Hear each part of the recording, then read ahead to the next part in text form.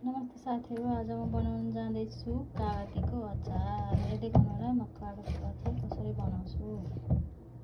कागतीलाई चाहिँ मैले मजाले पकाएको छु। म यसलाई निकाल्छु अनि यसलाई काट्छु। कागती चाहिँ मैले यसरी काटेँ, साना पारेर हेर्न सक्नुहुन्छ। यसरी अचारको लागि म चाहिँ मसला बनाउन जाँदैछु। मैले यहाँहरूले जिरा 1 चम्चा, सुप 1 चम्चा, मेथी अलिकति, धनियाँ 1 चम्चा। र म यसलाई मजाले रातो हुँदैसम्म भुट्छु अनि ग्राइन्डरमा पिस्छु। यो मसला चाहिँ यतिको रातो भएपछि अब म यसलाई निकाल्छु। मैले यहाँ खोर्सानी धोएर टिका पारेको छु, लसुन, अदुवा। अब म यसलाई पिस्छु एकठाउँ राखेर। यहाँ अघि पिसेको मसला हालेँ।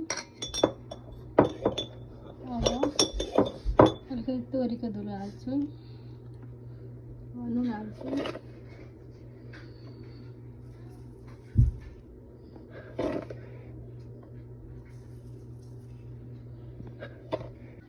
अब मैले अघि पिसेको खोर्सानी, लसुन, अदुवाको पेस्ट हालेँ। अब मैले मजाले मिक्स गर्छु।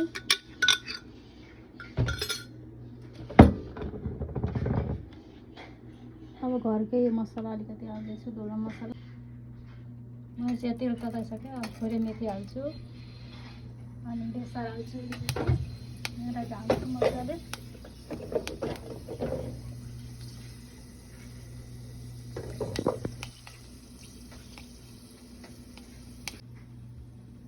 मैले चाहिँ बेसार राखेँ मजाले 1 चम्चा।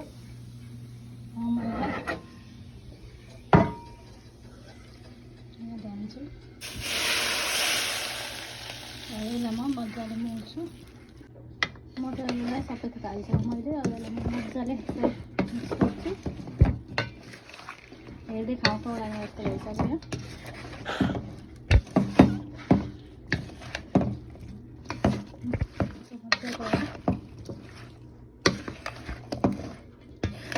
जब यो अचारलाई बट्टामा हाल्छु, 1-2 दिनमा यो खाना भइहाल्छ।